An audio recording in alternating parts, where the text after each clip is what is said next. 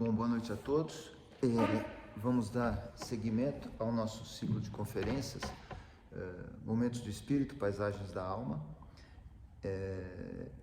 Nesse encontro, nós vamos falar de várias coisas, mas principalmente nós vamos falar de Deus, o que até certo ponto é um tanto, uma coisa complicada de fazer, né? Porque nunca se falou tanto em Deus, né? Ao mesmo tempo que nunca se falou tão pouco em Deus, né? Se a gente pegar, por exemplo, eu não escolhi essa palestra nesse dia porque o nosso presidente estaria visitando o Papa, não foi por isso, mas calhou. Se nós pegarmos as manchetes dos jornais, abrir lá o UOL, por exemplo, ou abrir um outro desses sites de notícias, esses multi-sites, a gente vai ver lá que tem as notícias políticas e econômicas de plantão, né? Aquelas coisas que acontecem normalmente. A gente tem uma parte, tudo bastante resumido, muitos podcasts também, muita gente. A gente tem as notícias do dia a dia, geralmente crimes e coisas que acontecem, tragédias, é o que chama mais atenção. E nós temos uma parte imensa relacionada à vida das pessoas, ao dia a dia e, sobretudo, à sexualidade, né? Então, hoje em dia é normal, e eu acho que é bom que seja normal, falar da sexualidade, mas fala-se, na minha opinião, desmesuradamente, né? Se você pegar lá e dividir a página, no tempo que tinha a página de jornal, você vai ver que sobra muito pouco para política, economia, etc, etc, e tem lá, né, do que a gente chamaria de discurso, né, sobre a sexualidade. Nunca foi assim, né, em outros momentos da história, né? E ao mesmo tempo, quando se fala de religião ou quando se fala de Deus, é sempre com um certo tato, é sempre com uma certa dificuldade, geralmente para criticar as religiões, ou o pastor é ladrão, o padre é pedófilo e não sei o que, etc. Geralmente é para criticar, né? E quando se fala da questão puramente teológica, quando se fala, você acredita em Deus, não acredita em Deus, sei lá, num programa de entrevistas, num Roda Viva, não sei o que, a pessoa sempre responde assim, ninguém tem vergonha de falar, olha, eu sou comunista, né? Mesmo Stalin tendo matado milhões de pessoas, etc. Ou então eu, sei lá, acredito em bruxas, eu sou bruxo, faço bruxaria e tal. Mas a pessoa tem uma dificuldade enorme de dizer, eu acredito em Deus, ou eu sou católico, ou eu sou, sei lá, a não ser, evidentemente, principalmente os neopentecostalistas, né, que têm uma fé muito militante, né, até talvez militante demais. Então esse é um tema polêmico, por incrível que pareça, nunca foi, né, na história da humanidade, tornou-se um tema polêmico, né?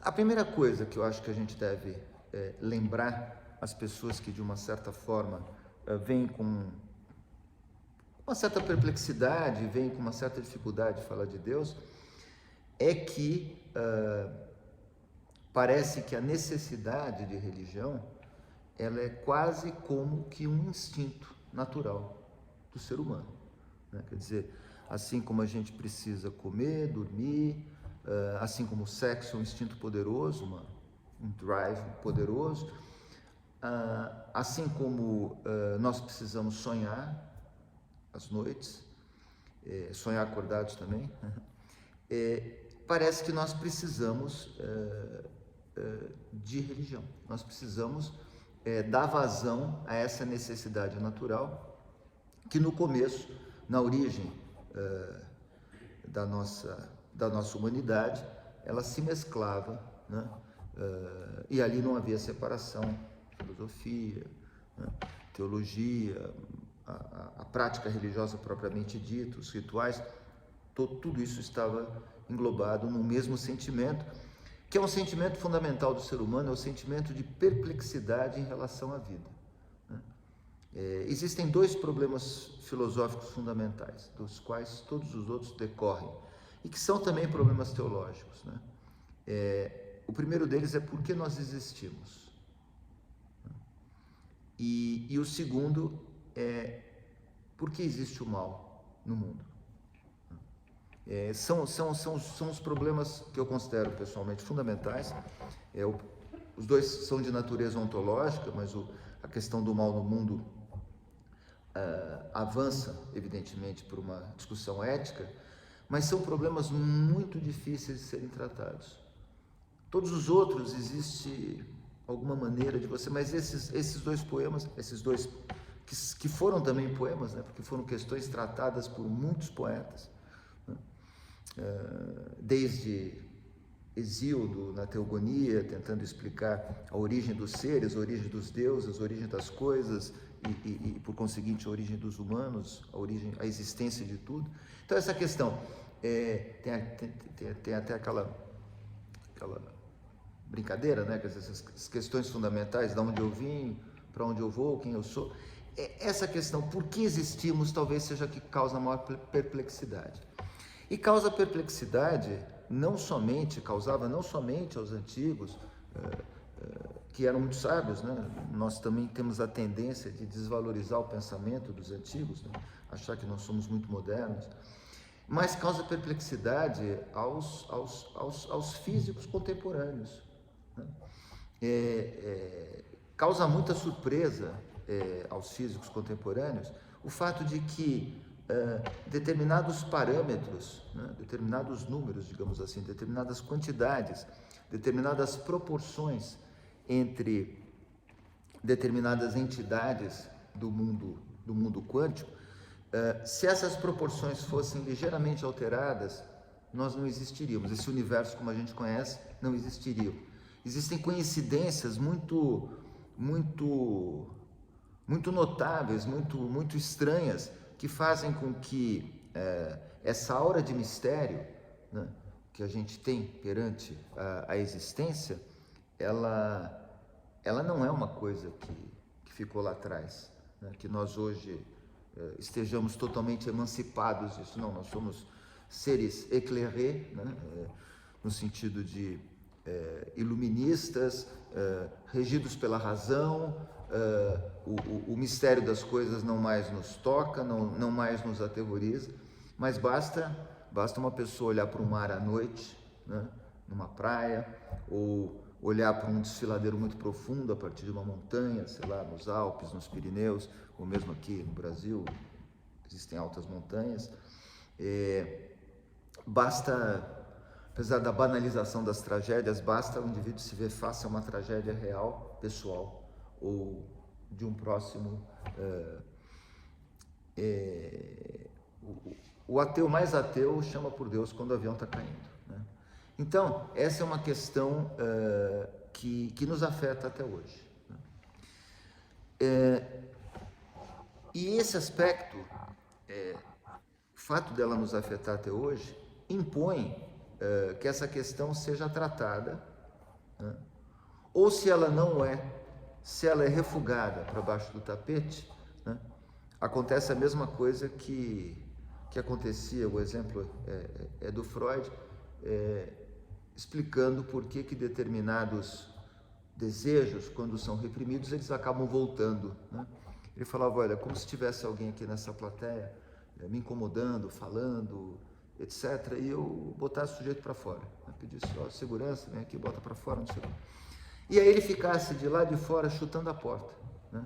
Nós seríamos incomodados do mesmo jeito, né? Quer dizer, não basta simplesmente, seria mais importante talvez fazer algum tipo de um diálogo, um acordo, o que é que aconteceu, tal, como é que nós podemos resolver isso, do que simplesmente varrer, né, para debaixo do tapete ou porta fora, porque ela volta. E a questão de Deus, né, ela volta sempre. Se nós não a encaramos, né, não a abordamos, ela acaba acaba acontecendo duas coisas, né? Uma delas, que é muito engraçado, ela se torna cada vez maior, cada vez mais incomodativa. Ela se magnifica. É como se nós potencializássemos um determinado tema. Refugar o tema significa muitas vezes dar força para esse tema. Então aí aparecem comportamentos, digamos assim, exagerados em relação à religião, sectarismos de todos os tipos, né? O segundo problema que pode acontecer quando nós não abordamos essa necessidade natural do homem é nós acharmos que quando essa necessidade se exprime, ela seria algo patológico, né? Quando é justamente o contrário, né? Quer dizer, a religiosidade é um fenômeno absolutamente natural, né? É essencial mesmo à nossa espécie. Não existe povo, até onde eu saiba, né? Salvo o melhor juízo, né? Que não tenha desenvolvido um ritual, uma crença religiosa, uma religião propriamente dita, não existe, né? Então, somente esse fato já nos deveria alertar para que algo de muito estranho está acontecendo com a humanidade nos tempos modernos. Modernos que eu digo contemporâneos, né? Porque quando a gente fala de moderno, a gente pensa no começo do século XX, né? Na época do modernismo e tal. Eu estou usando modernos nessa acepção de contemporâneo, porque eu também não gosto da palavra contemporâneo, né? Nesses nossos tempos, né? É uma época em que ou cai de maneira crítica, de maneira totalmente como se rendesse nos braços de uma determinada crença religiosa, né? Ou refuga simplesmente essa crença. Isso é muito interessante. Eu falei numa das outras conferências que se o indivíduo sai da Igreja Católica hoje, amanhã ele está numa outra coisa qualquer, né? Pode estar num terreiro de candomblé, onde as pessoas podem ser boas, o lugar pode ser, enfim, de boas vibrações, vamos dizer assim, mas pode cair numa seita qualquer, né? Ou pode cair em coisas que tentam imitar aquela necessidade de religião. Por exemplo, o comunismo, né? A doutrina comunista, tal como ela foi vivida por muitas pessoas nos anos 50, 60, 70 e até hoje, era uma espécie de religião. Era uma espécie de religião porque ela tinha os seus seres sagrados, os seus dogmas, que à luz de toda evidência não se sustentavam, então eram objeto de crença, né? E que substituía, era uma espécie de substituição. É engraçado, né, que essa expressão ópio do povo é uma expressão justamente marxista, mas acabou se trocando um ópio pelo outro, né? Ou então, as pessoas que refugam esse contato com o sagrado acabam sendo presa fácil de outras coisas. Por exemplo, nos anos 90, houve um certo rebuliço em torno de uma coisa que se chamou neurolinguística. Vocês devem se lembrar, né? Aqui no Brasil, enfim, a pessoa que mais propugnou a neurolinguística foi o Lê Ribeiro, né?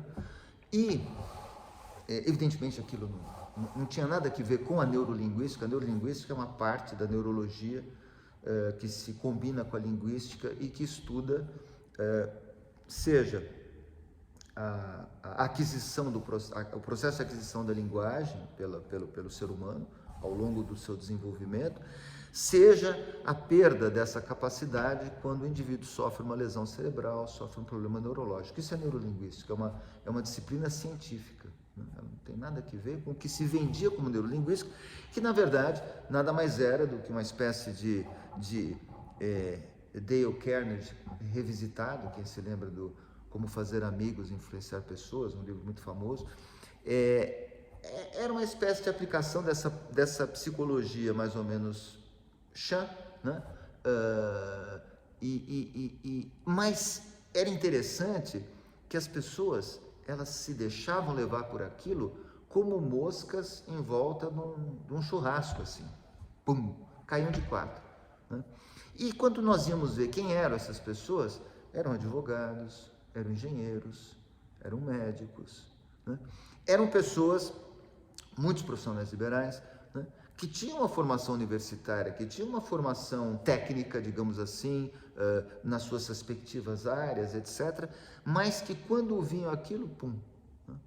E eram, muitas delas, claro que eu não fiz uma pesquisa detalhada sobre isso, é mais uma percepção, eu vi acontecer o fenômeno, eram pessoas que haviam, de alguma forma, digamos assim, se afastado, porque na verdade as pessoas hoje em dia elas não se afastam, né? É como aquela história, você é católico, sou, mas eu não sou praticante, né? Quer dizer, parece que assim, é uma coisa assim que fica meio entre parênteses, assim, sabe? A pessoa reza quando o pai está na UTI, ou então o filho sofreu um acidente, sabe? Nesses momentos a pessoa se lembra de Deus, se lembra da religião. O resto do tempo assim é um pouco, sabe, todo mundo, né? E esse é um aspecto que eu acho interessante, porque em nenhum momento da história do ser humano sobre a Terra foi assim, né? A religião sempre foi um aspecto fundamental de todas as sociedades, sejam das sociedades sem escrita, né, que no passado a gente chamava de primitivas, etc., que eram, hoje em dia seria um termo politicamente incorreto, mas sei lá, se pegar uma tribo no meio da África Central, ou uma tribo lá no meio da Amazônia, eles vão ter a religião como um aspecto central da sua cultura, da sua civilização. Não estou fazendo aqui distinção entre essas duas palavras. Foi assim também na Grécia, né?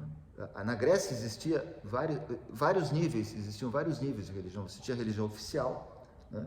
A religião dos 12 deuses olímpicos, né? Os templos, as oferendas, e existia uma religião subterrânea, sobre a qual nós falamos aqui, os mistérios órficos, os ritos dionisíacos, né? Os mistérios de Eleusis, e vai por aí afora, né? Então tinha uma corrente mais, digamos assim, subterrânea, esotérica, e tinha aquela religião oficial que todos praticavam. Foi assim em Roma, né? Foi assim no caso dos babilônios, foi assim no caso dos egípcios, foi assim no caso dos judeus, foi assim no caso da cristandade desde que o cristianismo apareceu, né? Quer dizer, não houve agrupamento humano ou sociedade onde a religião fosse o eixo principal, né? Ou um dos eixos principais, mas aquele mais central, em torno do qual os outros se agrupavam. Muitas vezes o poder religioso, inclusive, se sobrepunha ao poder político. Aliás, o poder político ganhava a sua investidura a partir do poder religioso, né? É somente quando nós nos aproximamos do meados do século XX, né, que isso começa aos poucos a mudar, e hoje em dia nós temos a situação que é uma situação polar, né? Quer dizer, nós temos, ao mesmo tempo que nós temos um acirramento e um crescimento muito acelerado de determinadas crenças religiosas, por exemplo, o crescimento do islamismo, é um fato, né?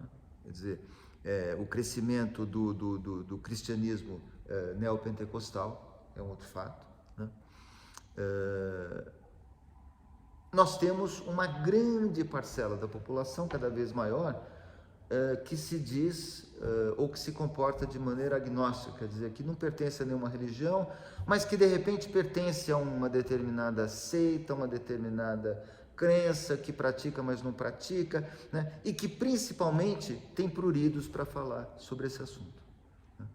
Então esse é um estado de coisas muito interessante. Por quê? E na minha opinião muito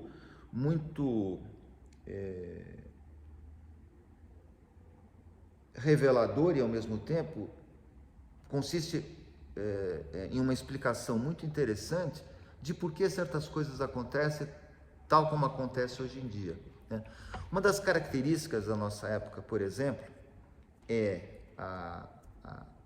por um lado, o excesso e, por outro lado, a superficialidade. Ou seja, existem muitas coisas, muitas informações, muitas obras são feitas, muitas notícias são... Mas tudo num nível muito superficial. Nada é muito profundo. Quer dizer, os textos ficaram pequenininhos, as pessoas falam no Twitter que só pode falar tantas frases, os textos de jornal viraram podcasts, onde a pessoa fala ali durante 5 minutos e acabou, né? O que a gente chamava de artigo de fundo, né? Quem lia jornal sabia, agora eu vou ler um artigo de fundo do Estadão ou da Folha de São Paulo, então ia lá um sujeito, né? Fazia uma bela análise, um sujeito, né? Hoje em dia isso quase que não existe mais, né? Então nós vivemos uma superficialidade e um excesso. Essa superficialidade e esse excesso, né? Eles são ao mesmo tempo causa e consequência, na minha opinião, desse desvio do eixo fundamental da sociedade, que era a religião, seja ela qual for, o pensamento religioso, né? Esse contato vivo com o sagrado, né? E eu aqui não estou me reportando a nenhuma religião em específico, daqui a pouco eu falo disso, mas esse afastamento, essa dessacralização do mundo, né?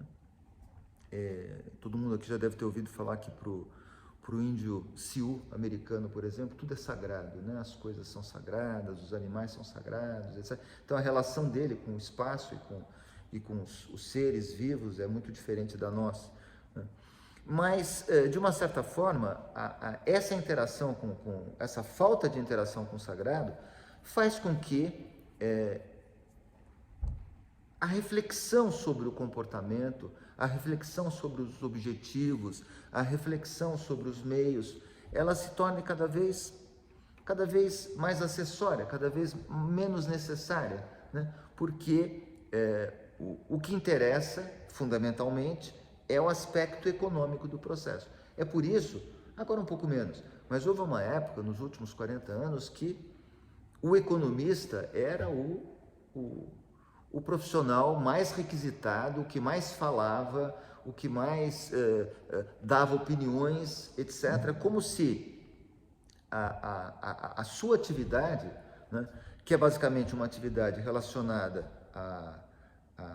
principalmente ao aspecto material, né, do mundo, né, fosse a mais importante, né? Então transferiu-se, é como se eu não gosto muito da expressão, mas é como se houvesse uma queda de nível, assim. Em vez de a gente estar discutindo coisas mais abstratas, ou mais etéreas, ou mais superiores, a gente cai para aquelas coisas cada vez mais materiais, comezinhas, né? Que num certo sentido, isso é muito interessante, todos conseguem compreender, né? Quando você tem como eixo a necessidade da reflexão religiosa, ela forçosamente acaba tendo que ser sofisticada em algum ponto. Isso faz com que as pessoas sejam puxadas para cima, para essa sofisticação, que haja um esforço, tá certo? De que o raciocínio se torne cada vez mais sutil, cada vez mais bem desenvolvido. Ora, quando você não tem essa necessidade, o movimento natural é o da banalização. Por exemplo, eu estava no último domingo no Jardim Botânico, né? E eu cheguei cedo, né? E estava um silêncio, né? Pouca gente e tal. Logo depois, um restaurante que tem lá, tal, já tocou uma música horrível, né? De mau gosto, repetitiva, com uma harmonia pobre, etc. E aí eu falei assim, bom, hoje em dia existe uma ditadura do mau gosto. E esse mau gosto e esse aspecto é um juízo de valor? É um juízo de valor, né? Parece que se um artista fala que tal música é de mau gosto, né? Nossa, já cai em cima do sujeito, cancelando na internet, no Twitter, não sei onde, no Instagram, não sei. Como se hoje não fosse mais possível nós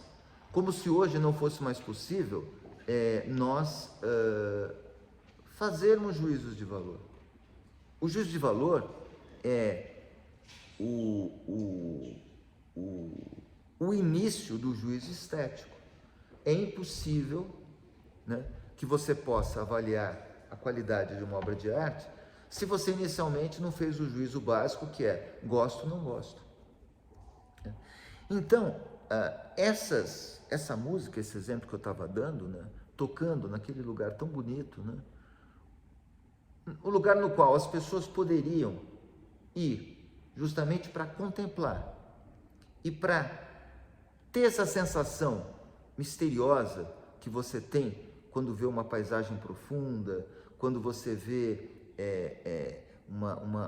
um fenômeno na natureza, uma chuva muito forte, quando você vê o mar, quando você vê uma geleira, né? Então, uma das coisas que a contemplação na natureza permite é essa reflexão sobre o sagrado, sobre a natureza do mundo, sobre a existência das pessoas.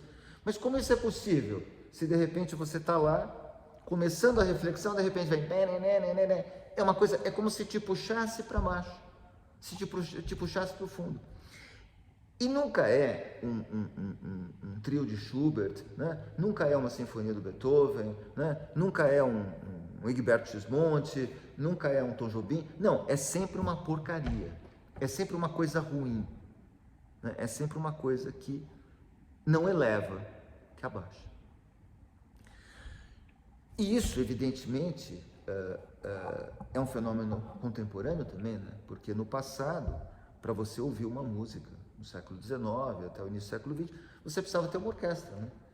O compositor escrevia uma música, ele tocava no piano, mas sei lá, se fosse uma música, uma sinfonia, você tinha que ter uma orquestra.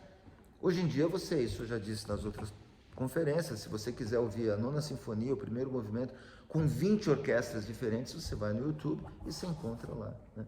Então, uma maravilha para quem gosta de música, de boa música, né? Mas é um contraste, mas ao mesmo tempo tem o complemento disso, é que junto com o Beethoven e outros compositores de qualidade, Bach, por exemplo, e não só eruditos, mas populares, eu falei aqui Tom Jobim, falei Gilberto Gismonti, podia ter falado, nossa, todo o jazz americano, quanta coisa boa tem e vai por aí afora, né? Tem a disseminação do outro tipo de música, né? Que você pode, e que as pessoas ouvem alto e ouvem pelo celular, né? Então tá lá a pessoa limpando o banheiro com o celular ligado, tá dentro do ônibus com o celular ligado. Então, você que tem uma sensibilidade para um outro tipo, você é obrigado a ouvir aquelas coisas. Você é obrigado porque o bar toca alto, você é obrigado porque existe uma imposição, né, da mediocridade. Eu acho que hoje nós vivemos uma espécie de ditadura da mediocridade. A mesma coisa, a TV aberta, fechada, meio aberta, meio fechada, ditadura da mediocridade. A coisa é feita, né, buscando um certo, não sei se proposital ou não, mas buscando um certo rebaixamento na capacidade de fruição e de compreensão das pessoas. Isso existe. E o contato com o sagrado, na maior parte das sociedades, ele, de certa maneira, impedia isso, porque ele tornava as pessoas mais autocentradas, né? Mais capazes de reflexão, mais capazes de introspecção. Eu não vou falar de meditação, porque meditação é um termo técnico, mas de introspecção, de se enxergarem. Quer dizer, e menos suscetíveis à banalização, e menos suscetíveis, inclusive, a serem dominadas por um guru qualquer, seja ele um guru religioso ou seja um guru leigo. O que são os famosos influencers hoje em dia, se não gurus, né? Gurus que não sabem nada, gurus que não representam nada de consistente em termos de conhecimento, são pessoas que dão suas opiniões, assim, que também são opiniões rasas, e que as pessoas seguem. E por que as pessoas seguem? Porque as pessoas precisam seguir alguma coisa. Aí nós voltamos ao ponto, né, inicial.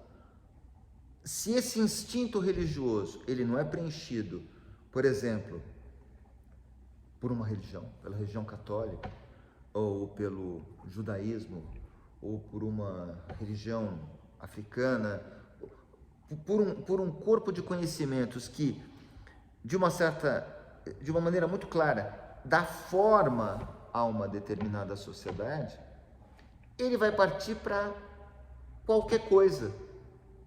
Qualquer coisa serve, né? É um pouco como as pessoas hoje tomam avião, né? Com havaiana, short, camiseta regata, um edredom para quando fizer frio e vamos nessa, né? Quer dizer, é um pouco assim a cabeça das pessoas hoje. Se você abrir, por exemplo, e eu volto a isso porque eu acho que é sintomático, quando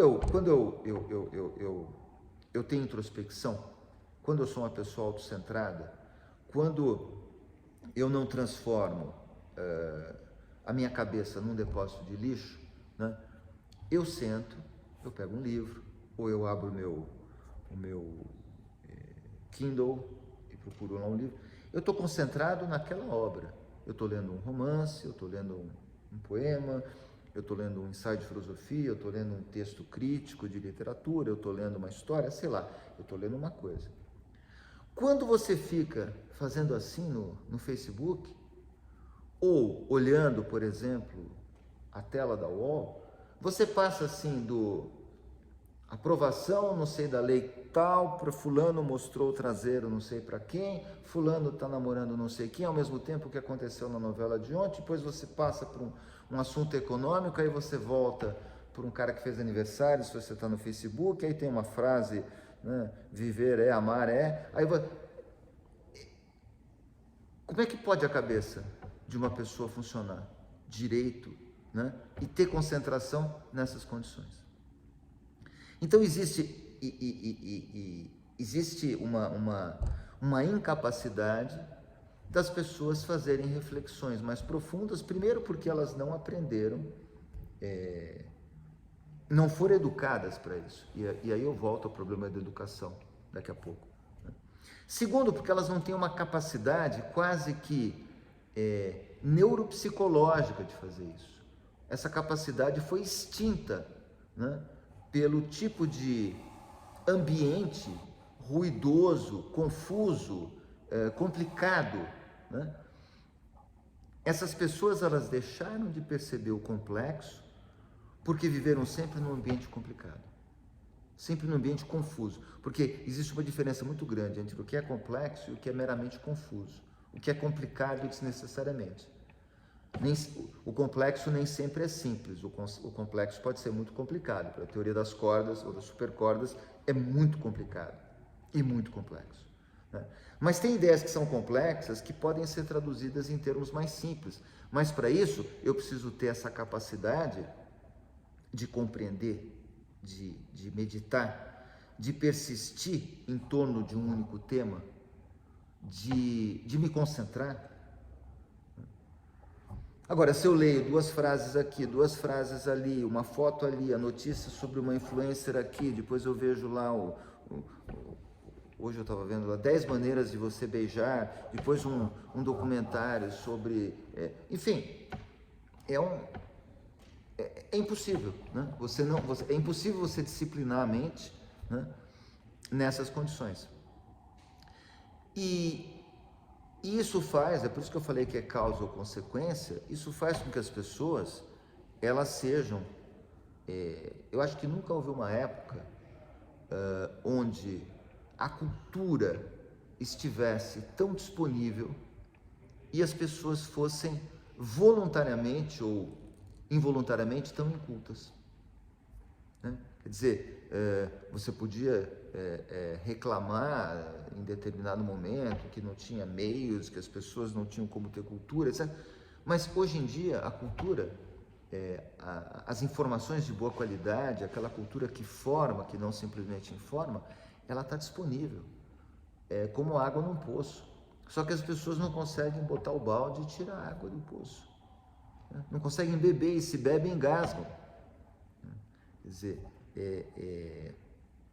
o Platão tem um mito muito famoso, o mito da caverna, que você deve conhecer, que está na obra Politeia, né? Que as pessoas traduzem normalmente por República, não tem nada a ver com República, em que ele narra essa história de que ele faz uma comparação, né? Justamente para mostrar que a verdade pode ser de difícil reconhecimento para aqueles que estão acostumados à mentira. Então ele imagina que você tem homens que foram criados desde criança, desde pequenos, acorrentados numa caverna, olhando só para o fundo da caverna.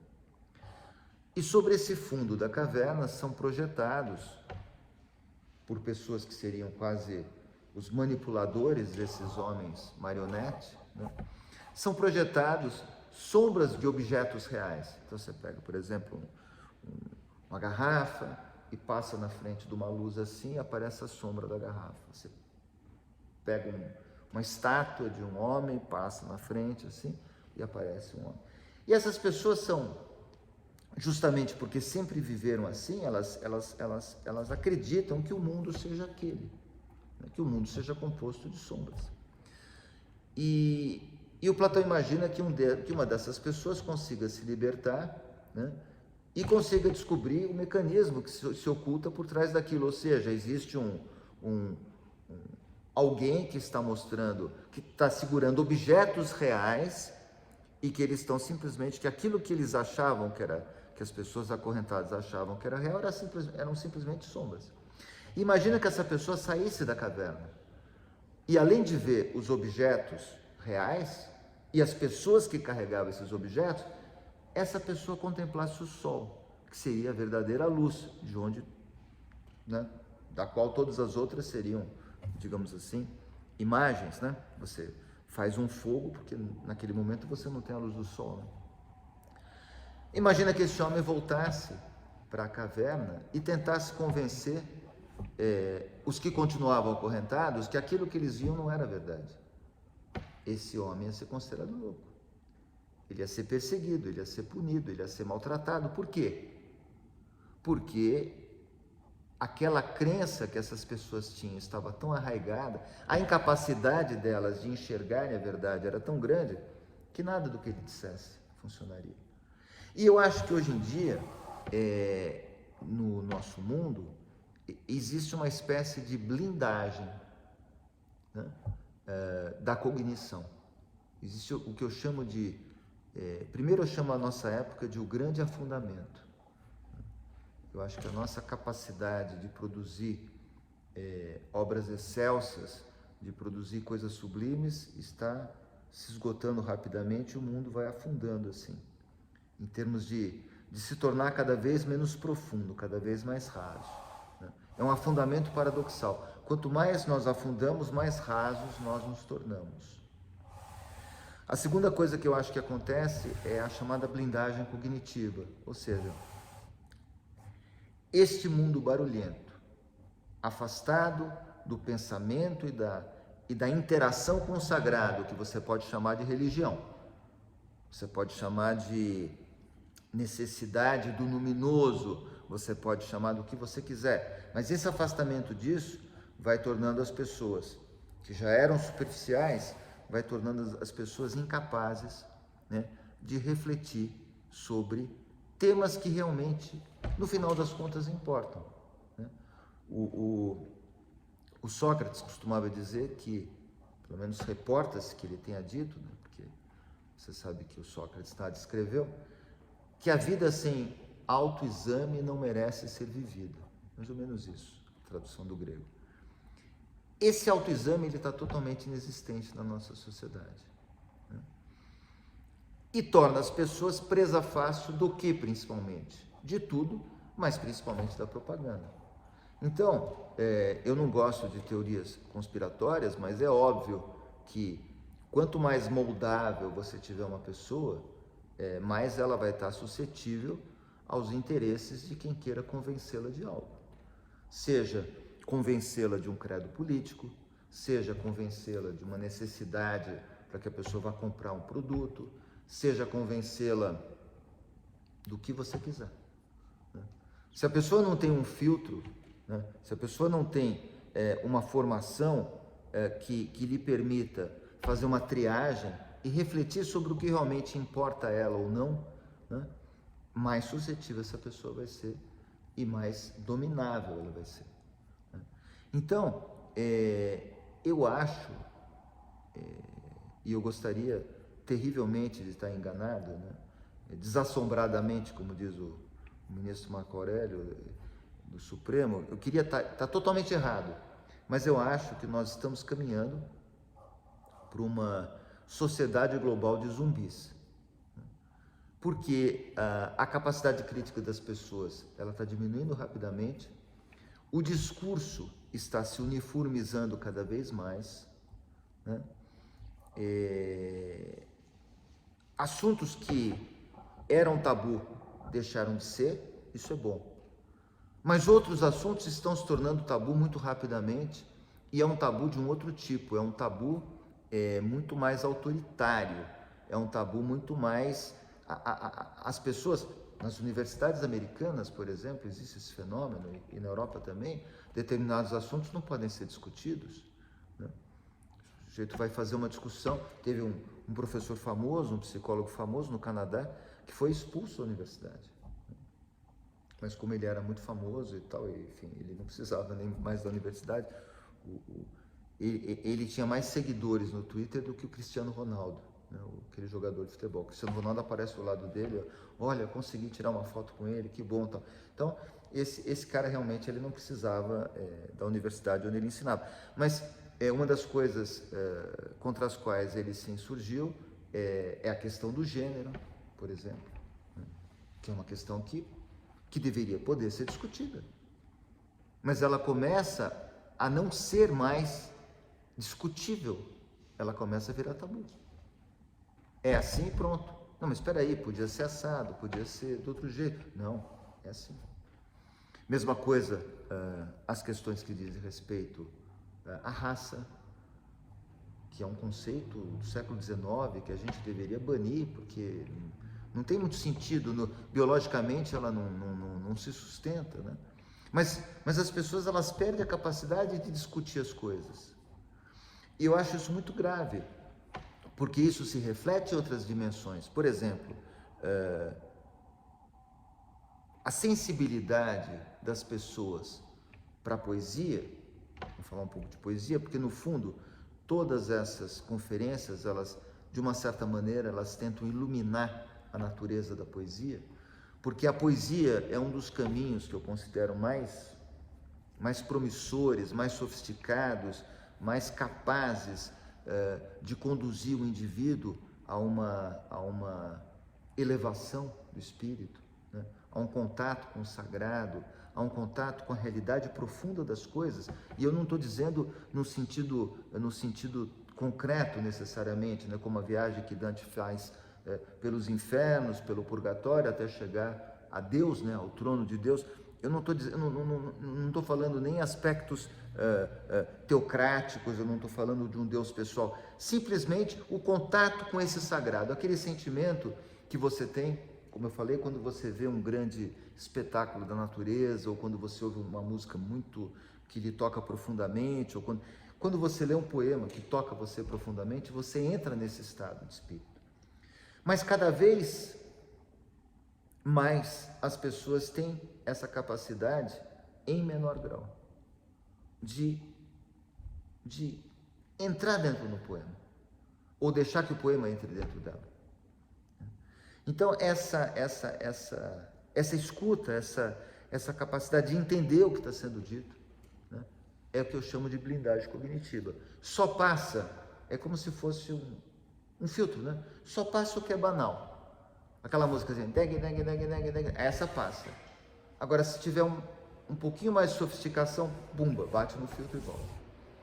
Aquele textinho básico dos influencers, aquela gíria meio mequetrefe, essa passa. Mas é como se o filtro fosse assim, o que é bem raso passa. Qualquer coisa um pouco mais complicada, pum, bate.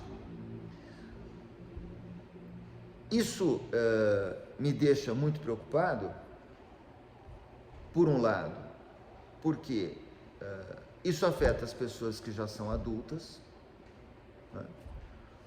Mas afeta profundamente as crianças que estão em formação, né? Então esse é um grande problema, ou seja, enquanto outras sociedades que tinham uma conformação mais normal, no sentido estatístico, né?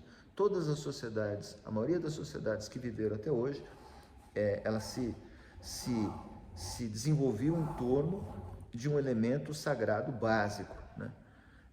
Em torno desse elemento sagrado básico, havia, por exemplo, mitos, eu falei disso na vez passada, mitos de heróis, né? Que mostravam exemplos de pessoa. Falou, olha, nós queremos na nossa sociedade esse tipo de pessoa aqui, esse tipo de homem, esse tipo de mulher, esse tipo de criança, esse tipo de velho. E o mito mostrava isso, né? Então, a pedagogia nessas sociedades, ela é feita no sentido de formar essas pessoas que tenham esses valores. Ora, no nosso mundo, perderam-se os modelos. Qual é o modelo de pessoa que a gente quer formar? A gente não sabe. E como é que é possível? É interessante que numa época onde tem tantas universidades, tantas faculdades de pedagogia, né, não se saiba muito bem que tipo de pessoa nós queremos formar. Qual é o modelo a ser seguido? Ou quais são os modelos a ser seguidos? Por exemplo, na Idade Média você tinha dois modelos principais, o modelo do guerreiro, né,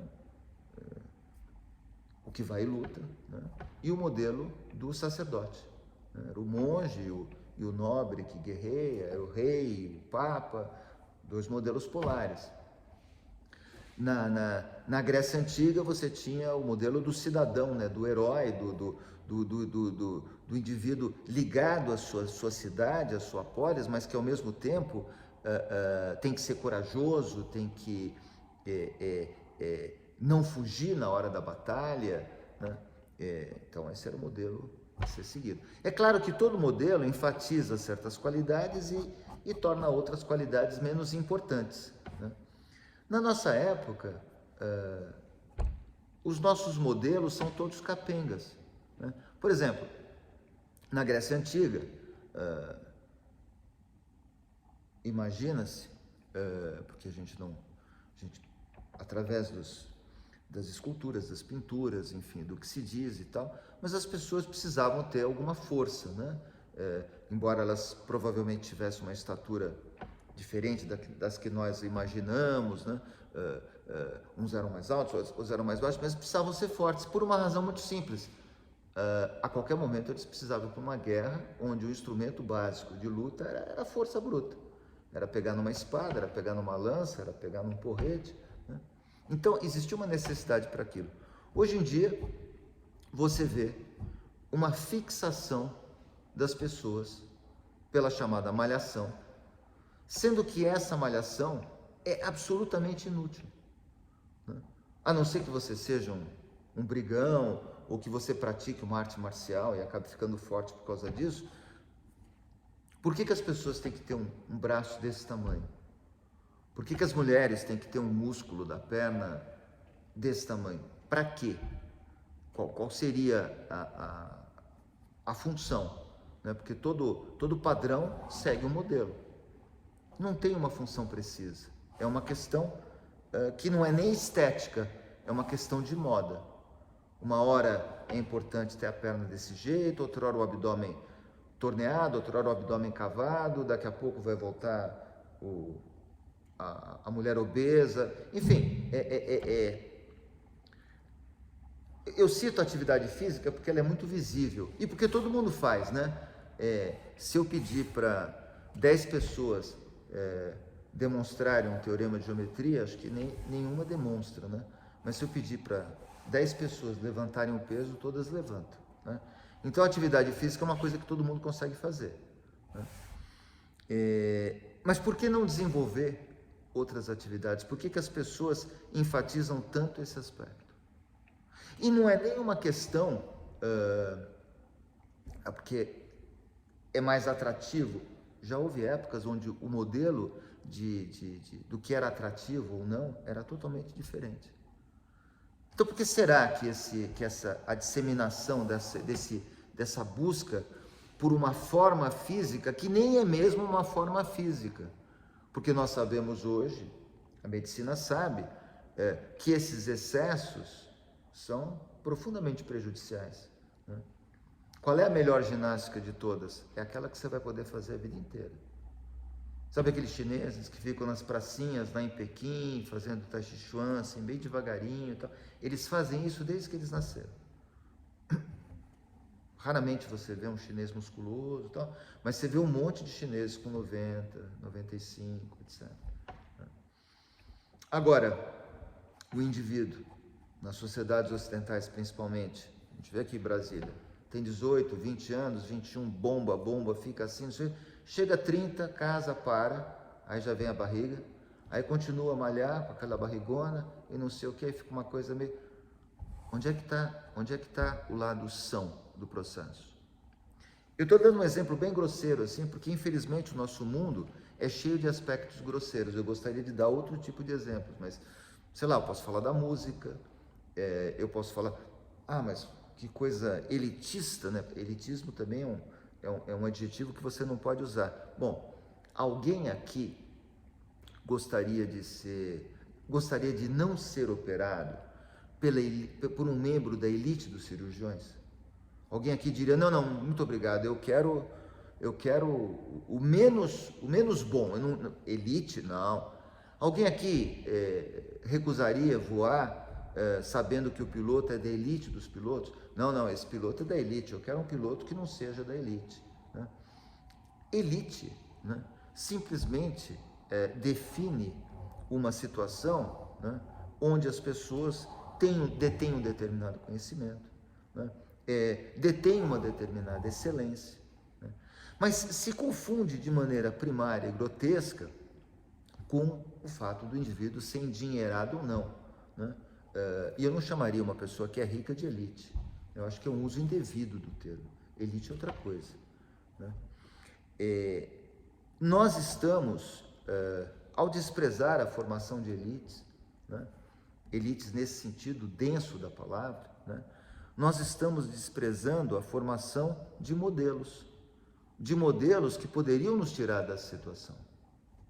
Eu vejo, por exemplo, na escola, com as crianças hoje em dia, eu tenho um filho de 9 anos, que não se privilegia a excelência. Se alguém começa a se sobressair, a tendência é fazer com que essa pessoa se sobressaia menos para não divergir do grupo. Nós estamos caindo numa espécie de massificação. Numa época em que se fala tanto de diversidade, nós estamos caindo numa ditadura do único, do diverso único. Existe uma receita para a diversidade que é permitida. Parece que eu me afastei do tema, porque na verdade o título eram as faces de Deus, mas no fundo as faces de Deus são todas essas. É por isso que na ilustração que eu coloquei na internet, né, para divulgar o evento, tem vários rostos meus, né, multiplicados, né? No fundo, essas faces, elas são todas essas, né? E o grande risco da contemporaneidade é que elas sejam as mesmas, né? No sentido de que nós estamos perdendo a capacidade do múltiplo, a capacidade de olhar, por exemplo, essa questão de Deus e do sagrado a partir de vários níveis, né? Ou é uma compreensão meio grosseira, no sentido técnico, pumba, o indivíduo cai de 4 e é uma conversão assim totalmente acéfala a uma determinada crença, ou é o que eu falei, uma refuga meio incomodada, meio envergonhada, não, eu não sou religioso, não, religião, não. Quer dizer, nunca é uma adesão, raramente, nunca, né? Raramente é uma adesão tranquila. Fala assim, não, eu sou católico, ou eu sou muçulmano, com tranquilidade. Não, o que você tem é coisas polares. São manifestações absolutamente polares. E você veja que é fácil fazer o paralelo com outros radicalismos da nossa época. A nossa época ela é cheia de radicalismos. O radicalismo nada mais é do que a incapacidade de pensar. Todo radical, ele é um sujeito que parou de pensar. Seja de que tipo for, seja sobre que assunto for. Radical, um flamenguista juramentado, um sujeito de direita, um comunista, um muçulmano sectário, toda pessoa que tem uma crença fixa, única, é uma pessoa que se aproxima da patologia mental. E antes de se aproximar da patologia mental, é uma pessoa que foi blindada cognitivamente. Ou seja, ela não vê outra possibilidade, ela só vê aquela.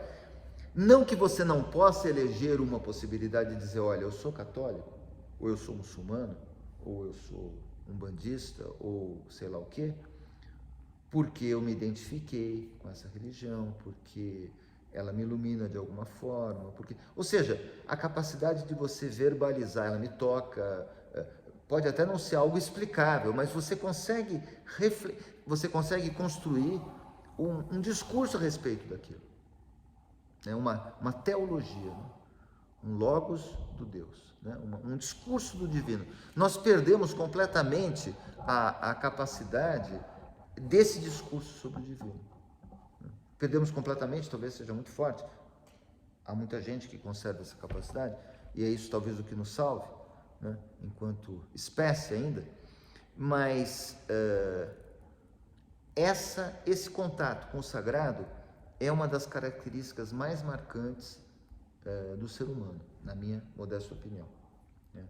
Que está ao lado da linguagem, que está ao lado da capacidade de sonhar como nós sonhamos, que está ao lado da capacidade semiótica impressionante que nós temos. Os animais usam signos, né? Os chimpanzés conseguem se comunicar através de signos. Existem experimentos muito bons em relação a isso. Eles não conseguem falar porque eles têm uma dificuldade de vocalizar, né? Mas eles até conseguem produzir certos sons que eles podem aprender, né? Mas uma capacidade de usar signos como o ser humano, não há outro ser que possua, né? E eu acho que a capacidade de se relacionar com o sagrado é tão importante, é tão definidora da nossa espécie, quanto a capacidade de manipular signos. Por isso, me parece totalmente não razoável nós deixarmos essa capacidade de lado, deixarmos essa questão de lado, ou varrermos essa questão para baixo do tapete, como tem sido feito.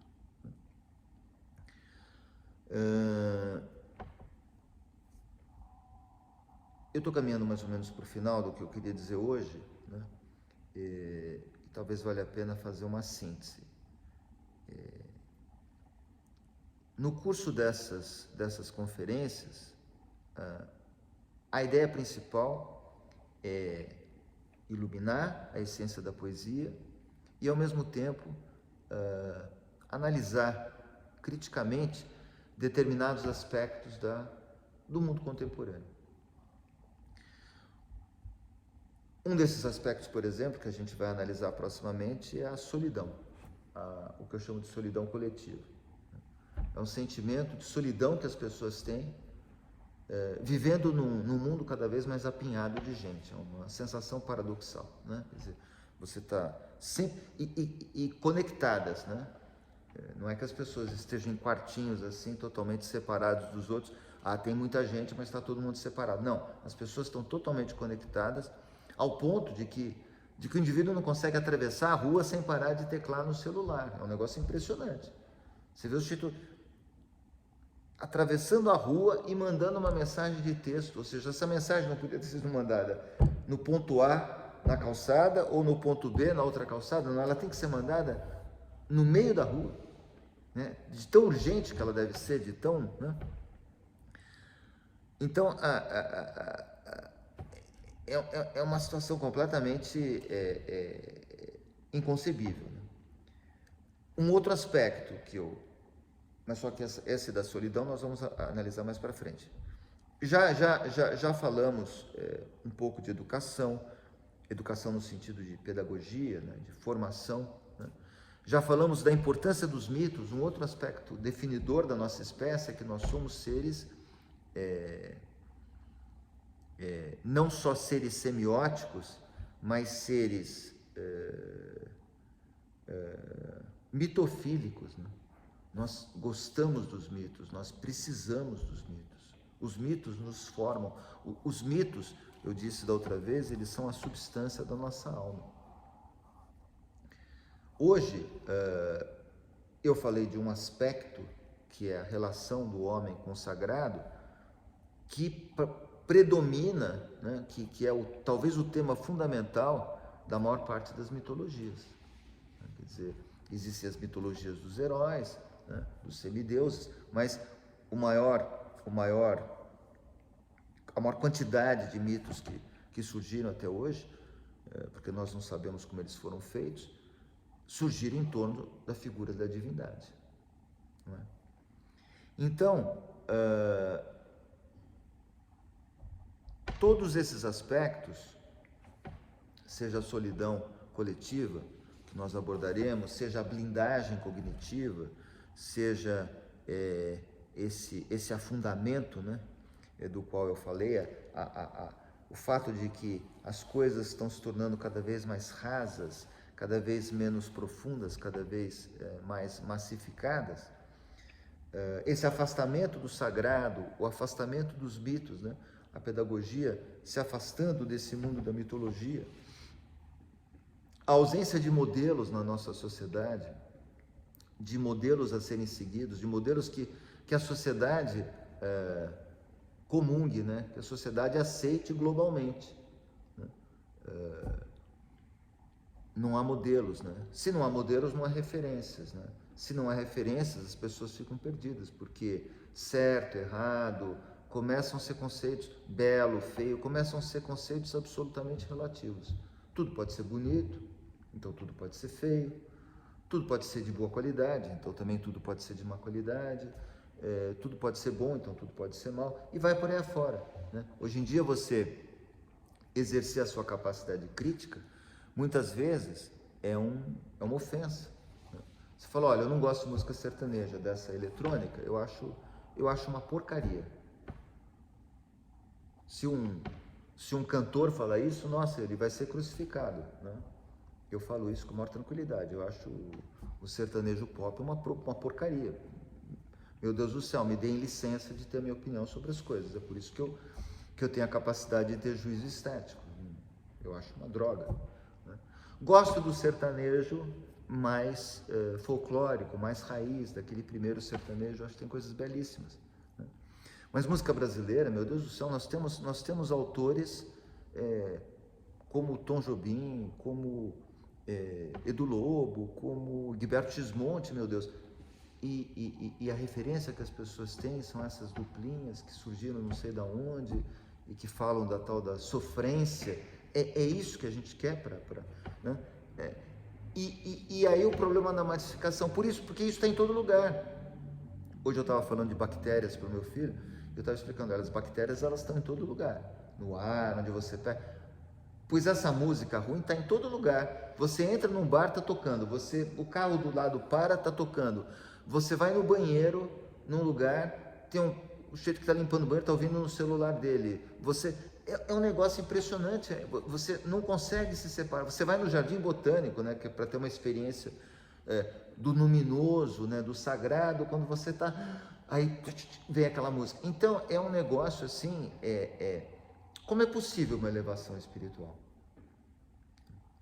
Antigamente, por exemplo, na época até recentemente, mas até hoje, se você tiver a chance, sei lá, aqui no Brasil é mais raro, porque as igrejas não têm órgãos quase e tal, mas se você estiver andando por uma capital europeia e você entrar de manhã numa igreja, por exemplo, e basta ter lá o organista ensaiando um pouquinho, né? Nem precisa ser uma missa e tal, só o fato de você estar naquele espaço, aquele som do órgão, aquilo parece que te puxa para cima, né?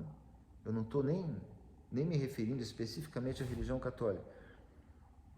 Esse é um sentimento que as pessoas não conseguem ter mais. Você vai na beira do lago, eu acho que até uma vingança, né, das pessoas mais pobres, né? Talvez tenha a sua razão, mas assim, acho que o pior lugar para você ter uma casa em Brasília é na beira do Lago Sul, né? Porque passam aqueles barcos tocando uma música altíssima 24 horas por dia, né? Então você está lá, eu estou terminando, por isso eu estou falando, você está pagando o IPTU altíssimo, não sei o que, está lá sentado, não sei o que, e de repente passa um barco daquele e acabou a sua alegria, né? Mas isso acontece na Superquadra, acontece em São Paulo, acontece no Rio de Janeiro, acontece em Paris, acontece... Não é um fenômeno brasiliense, não é um fenômeno brasileiro, não é um fenômeno... Né? É um fenômeno global. E é um fenômeno, sobretudo, de um certo tipo de um padrão, que é o padrão que eu só posso chamar o padrão da massificação e da blindagem cognitiva. Porque esse padrão não torna as pessoas mais sofisticadas no sentido delas compreenderem alguma coisa que seja diferente, né? Quem foi criado entendendo a música do Beethoven, entendendo a música do Bach, consegue entender outros tipos de música. Mas quem mais simples, digamos, mais repetitivos, né? Agora, quem só se ocupou e só viveu mergulhado nesses ritmos, não consegue entender mais nada. É como o ensino da matemática, né? Que é uma coisa tão maravilhosa, que eu pessoalmente estudo matemática e física, estudo por prazer, que é tão mal ensinado nas escolas, que as pessoas têm tanta aversão, né? Que já vem dos pais, né? Só de ouvir falar em casa, o filho já fica com aversão à matemática, né? E que, na minha opinião, é uma estupidez, né? Se você vai, por exemplo, numa comunidade, que a gente antigamente chamava de favela, né? Vamos fazer um projeto cultural numa comunidade. Geralmente, um batuque, capoeira, ou uma luta marcial e futebol. Raramente, né, tem o exemplo daquele maestro, agora me falha o nome, grande pianista brasileiro, enfim, João Carlos Martins, que agora é regente, né, que numa favela lá em São Paulo, numa comunidade, ele começou a ensinar as crianças, etc. Então, né, por que uma criança não pode aprender violino, não pode aprender violoncelo? Por que ela só tem que fazer batuque, capoeira e futebol, né? Quantos matemáticos existem escondidos nessas comunidades, né? Quantos físicos, talvez brilhantes, existem escondidos nessas comunidades? Quantos músicos realmente que mereçam esse nome existem escondidos nessas comunidades? Mas a gente não dá chance, porque a gente ensina sempre o banal, né? O funk é fácil, né? É um movimento pélvico, é quase a consumação ritual de um ato sexual. Várias sociedades têm esse tipo de dança, né? Mas ele é muito rudimentar. É fácil você fazer isso, porque é tão natural. Agora, entender uma música mais complexa não é. Então, eu acho que a educação ela deve deve procurar a complexidade para permitir que as pessoas se tornem mais capazes de compreender coisas mais profundas, de ter pensamentos mais complexos, mais elevados. A racionalidade é um traço que nos marca e que deve ser desenvolvido junto com outras faculdades mentais. Mas com a educação tal como está, eu acho difícil, né? E esse afastamento do divino, assim como o afastamento do mito, eu acho que só piora profundamente as coisas. E joga as pessoas no supermercado das crenças que existe hoje em dia no mundo. Então tem várias crenças, você pode escolher, aí você muda, né? Você vai para outra. Aí, não, agora eu tenho uma crença que é do Xingu, não sei, agora não, agora é uma dança africana que veio, não sei o que, agora não, agora eu estou uma coisa mais indiana e eu estou num momento mais, sei lá, enfim, como se fosse possível você, essas coisas todas se ligam, mas se ligam profundamente. Elas não se ligam na superficialidade, elas se ligam na profundidade. Na superficialidade elas são muito diferentes. É o caleidoscópio de bobagens que eu falo para vocês quando vocês abrem lá a UOL, por exemplo, um caleidoscópio de tanta informação desconexa que a cabeça acaba virando um depósito de lixo, né? Então, como você, a pergunta que eu deixo para a próxima vez é a seguinte: como vocês podem, né, educar uma criança e formar um indivíduo que se baste a si mesmo, que tenha a capacidade de introspecção, numa época onde tanto lixo é chamado de cultura e tanta cultura verdadeira é jogada no lixo? Como é que é possível que as pessoas desenvolvam algum discernimento se tudo é bom, se tudo é certo, se tudo é possível, nesse sentido mais vulgar do vale qualquer coisa? Impossível.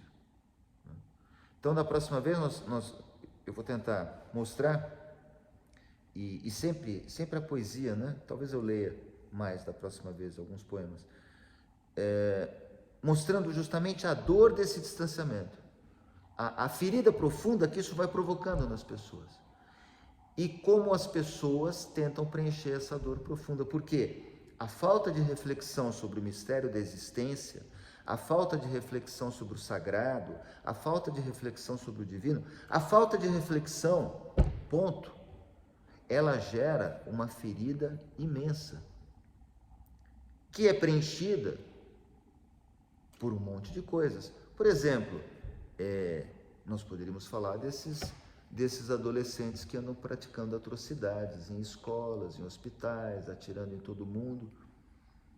Qual é o modelo que esses indivíduos estão seguindo? Como é que nós conseguimos formar esse tipo de pessoa? Delinquentes, psicopatas, tarados de todos os tipos, sempre existiram, né? Mas, no presente, nós temos uma fauna especial, né? Nós temos uma quantidade e um tipo de pessoa que é muito incompatível com as possibilidades de educação que nós temos. Por piores que elas possam ser, às vezes, elas são incomparavelmente melhores do que em outras épocas, pelo menos em termos de oferta, de quantidade, né? Nunca se comeu tão bem, existe a fome no mundo, existe, mas nunca se comeu tão bem na história da humanidade. Nunca se teve cuidados médicos tão bons na história da humanidade. Tem fome, tem pobreza, tem falta de atenção médica, tem, mas se você pegar na média, né? E o que é engraçado é que essas pessoas, elas não aparecem, ou aparecem, ninguém fica sabendo, porque tem tantas outras tragédias, nos lugares mais desvalidos. Geralmente não são pessoas que passaram por grandes provações econômicas, né? São pessoas que estudaram até em escolas de bom nível, enfim. Não são... É difícil explicar, simplesmente dizer, não, era uma pessoa pobre, assaltou porque sempre foi tratada mal, etc., que você pode até entender, sei lá, a origem da... Não, é uma violência que está copiando uma outra violência que, por exemplo, está na internet. Tem alguém estimulando essa pessoa a fazer isso. Copie o que eu estou fazendo. E a próxima vez a gente vai analisar justamente a pertinência aos grupos e o bullying, né? Por quê? Porque a incapacidade dos indivíduos de viverem, de serem autossuficientes, de se autoexaminarem, de poderem subsistir, né? Quer dizer, existir por si mesmos, né? Faz com que eles sejam gregários. A espécie humana é gregária, sempre foi. Nós só conseguimos sobreviver porque nós formamos sociedades. Um homem sozinho é um péssimo lutador, né? Pode aparecer uma jaguatirica pequenininha assim e mata o sujeito. Ele não tem armas, não tem garra, não tem dentes, não tem ferocidade, né? O homem, quando se juntou em grupo, chegou a matar até mamutes, animais enormes, selvagens. Dominamos o mundo, né? Nós dominamos o mundo. Então, o gregário faz... O homem é um ser social nesse sentido, ele vive em sociedade, né? Mas, uma coisa é você viver em sociedade mantendo-se como indivíduo. Outra coisa é você entrar numa determinada sociedade ou num grupo social perdendo a sua individualidade e se tornando uma espécie de autômato, de robô, né? Esses grupos radicais que estimulam esse tipo de violência, as seitas religiosas que arrancam o dinheiro das pessoas, e nisso inclui uma série de igrejas também, obviamente a gente sabe disso, e vai por aí afora, só são possíveis porque essas pessoas abdicaram da própria individualidade. E elas só abdicaram da própria individualidade porque muitas vezes elas nem sabiam que tinham uma. Elas nunca foram pessoas. Para você ser uma pessoa, um indivíduo, você tem que ter uma noção daquilo que você é. Você tem que ter uma ideia sobre as coisas. Essas pessoas, elas foram tão mal formadas que elas não chegaram a se constituir como indivíduos. E aí, a primeira oferta que elas tiverem para fazer parte de um grupo, uma gangue, né, elas vão entrar. Por exemplo, eu não quero me adiantar, mas o que é torcer para um time? Interessante analisar isso daí. Torcer assim desesperadamente para um time é fazer parte de alguma coisa, é fazer parte de um grupo, é se identificar com algum grupo.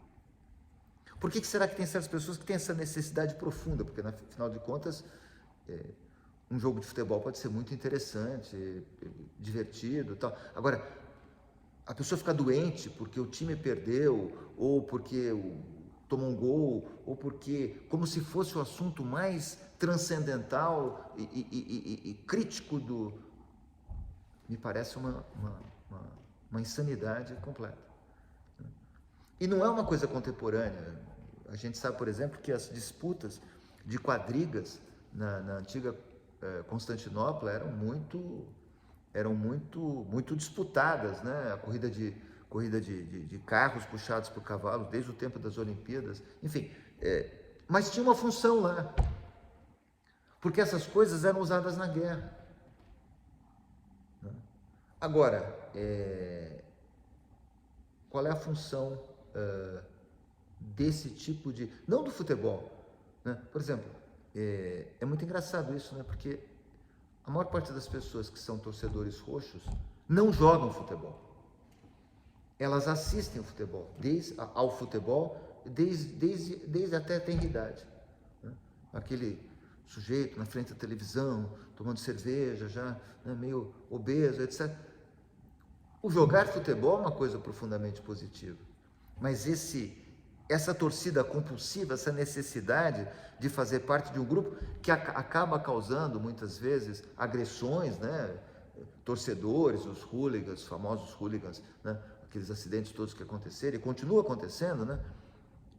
E é engraçado que a própria imprensa estimula essas rivalidades e depois a própria imprensa ficou discutindo, puxa, por que eles fizeram essas agressões? Bom, mas se o negócio foi estimulado ao máximo, uma hora, né, uma violência séria iria acontecer.